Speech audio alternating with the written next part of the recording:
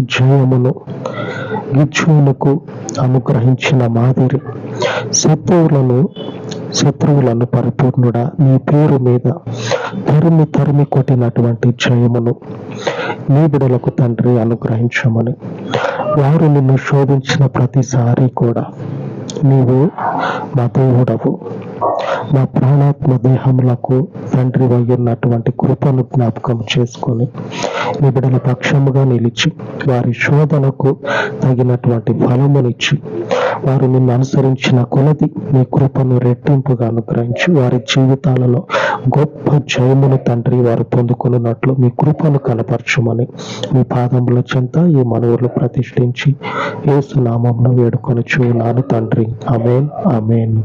మన పరిశుద్ధుని కృప మనకు తోడయ్యుండును గాక. ఆమేన్ ఆమేన్.